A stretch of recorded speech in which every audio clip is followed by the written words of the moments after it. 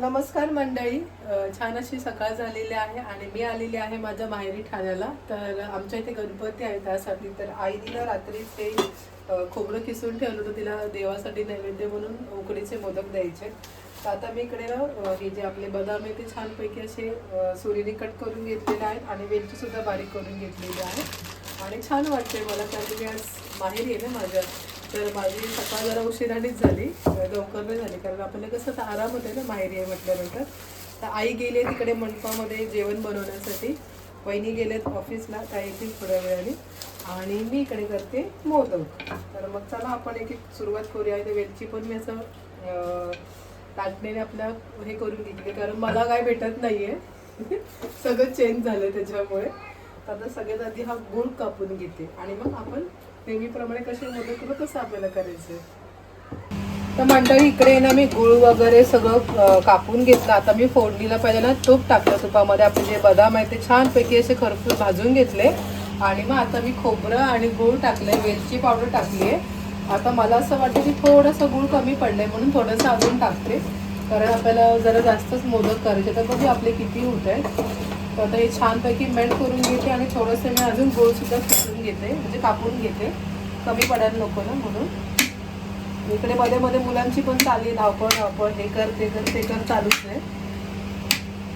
त्याला तर किसून असं कापून घेते आणि मग तो टाकते. छान असं आपण गोडच असे करणार आहे मोदक आपले.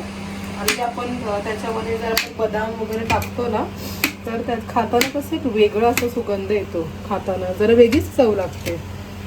आपण जे जे टाकतो तेवढं कमीच असतं.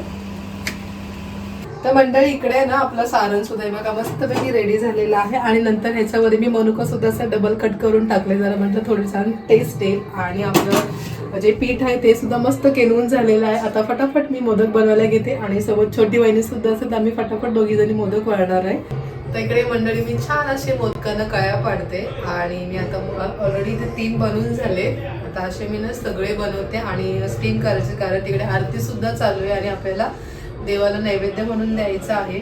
तर आता हे लवकरात लवकर करते, लवकर फटाफट उकडते आणि मग तुम्हाला दाखवते की आपले मोदक कसे रेडी झालेले आहे. खाता तर येणार नाही कारण देवाला नैवेद्य दाखवल्यानंतरच आपल्याला तो प्रसाद म्हणून खायचा आहे. ते बघा अशा प्रकारे मी असे मोदक वळून घेते आणि आरतीचा आवाज येतोय. मला सुद्धा आरतीला जायचं होतं पण म्हटलं आधी मोदक बनवूया आणि मग जाऊ. माझं संध्याकाळी पण एक आरती भेटेल म्हणजे जी 5 वाजता आज विसर्जन आहे ना, मग ती वाली आरती पण आपल्याला भेटेल. आरतीला पण खूप जास्त मजा येते, सगळे एकत्र असे छान वाटतं. ते बघा